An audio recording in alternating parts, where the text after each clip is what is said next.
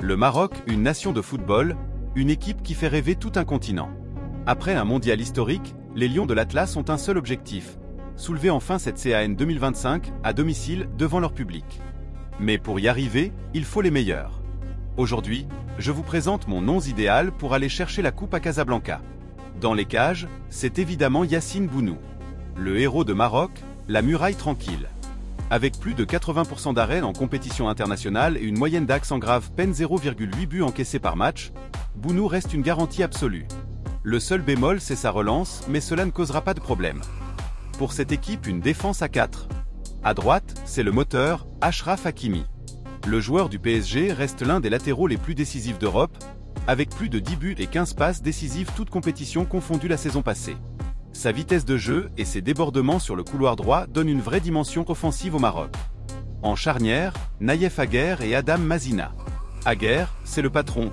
Plus de 150 dégagements et 60 duels aériens gagnés la saison dernière.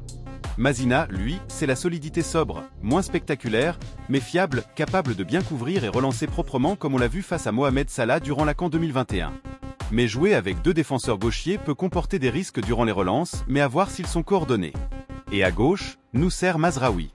Sa polyvalence est précieuse. Capable de jouer des deux côtés, il combine solidité défensive et participation offensive. Avec lui, le Maroc a un équilibre parfait entre prudence et créativité dans les couloirs. Au cœur du jeu, un trio complémentaire et intelligent. D'abord Sofian Amrabat, le leader de ce milieu. Avec près de 90% de passes réussies, c'est lui qui dicte le tempo, coupe les transitions adverses et stabilise toute l'équipe offensivement et défensivement. C'est le mur invisible du Maroc. À ses côtés, Azzedine Ounahi. Créatif, léger, toujours à la recherche de la passe verticale. Sa moyenne de 0,5 contributions décisives par match montre son impact direct dans le jeu offensif. Il casse les lignes, il apporte la surprise, et il incarne le Maroc du futur. Et enfin, El Enaoui, la vraie révélation. Travailleur, discipliné, mais surtout très propre techniquement. Il apporte de l'énergie, du pressing, et une intelligence de jeu rare à son âge. C'est le parfait lien entre l'entrejeu et la ligne d'attaque. Devant, du talent, de la vitesse et du danger sur chaque ballon. À droite, Hakim Ziyech, le maestro. Avec son pied gauche magique, il est capable de déposer le ballon où il le souhaite. Il reste le principal créateur de cette équipe. En sélection, c'est plus de 20 passes décisives et 20 buts, preuve de son importance. En pointe, Igaman, la nouvelle arme offensive. Révélation du championnat marocain, puis du LOSC, il apporte fraîcheur et efficacité. C'est un attaquant mobile qui décroche, presse et surtout finit les actions avec sang-froid.